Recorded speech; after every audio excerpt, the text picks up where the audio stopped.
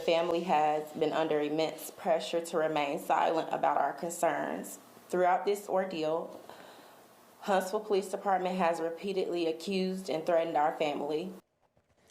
Despite a family's insistence that their loved one did not go missing on his own, the family of Ronnie Dumas Jr. says everything that they have told Huntsville police from the beginning has turned out to be correct. He was abducted. Tonight, warrants are out for 5 suspects in his disappearance, and police tell us they are connected to the case. 54 days after Dumas Jr. disappeared, the Huntsville Police Department says someone did in fact abduct him. The mothers of his 3 children have said that since day one, there was foul play in his disappearance. News 19's Nikki Marker joins us here in the studio tonight. So Nikki, for 7 weeks, this has been a missing persons investigation, but tonight it is now an abduction case. Ben, right here are the different news releases and email responses from HPD about the Ronald Dumas Jr. case. On December 18th, investigators reported that they had no reason to believe Mr. Dumas was in danger or the victim of a crime. January 16th, HPD told us the investigation was gaining momentum, but went on to say there was no evidence to suggest that Dumas was in danger or had been abducted. Today, the Huntsville Police Department drastically changed that statement, saying the case is now an abduction investigation. We're just to the point now where we want to know what happened and we want to know where he is so that we can go ahead and get closure from this situation and move forward. Ronald Dumas Jr. is a Huntsville realtor who went missing on December 15th.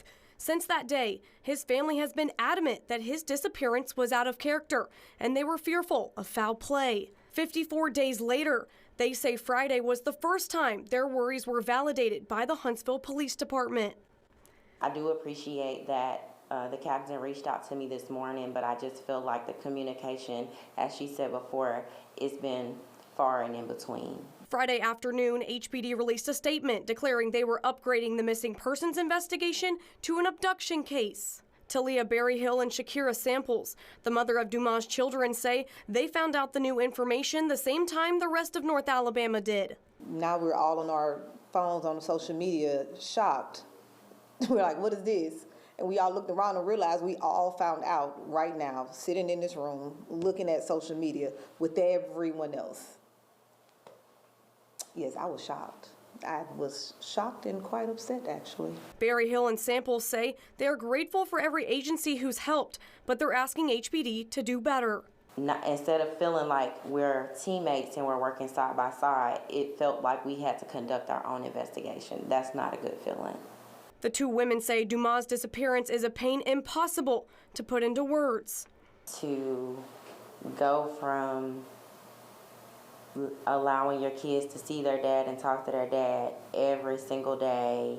So to go from that to going 54 days without a phone call, text message, or seeing him is beyond difficult. The 2 say they are pressing so hard because it's what Dumas would do for them. If it was the other way around and it were us, he would be doing the exact same thing. He turned the world upside down to find us. News 19 has reached out to HPD for an interview. They told us they wouldn't talk to us because this is an active investigation. A spokesperson for the department did tell us there are still lots of moving pieces in this case, and they are working around the clock with several different jurisdictions to find Dumas. Thank you. Those suspects have been identified as Carissa Cash of Memphis, Sabrina Chambers of Huntsville, Quintarius White of Memphis, Torrey McLaurin of Memphis, and Kiara Clark of Memphis. Now, Troy Stiles with Blunt Force Media is the spokesperson for the Dumas family.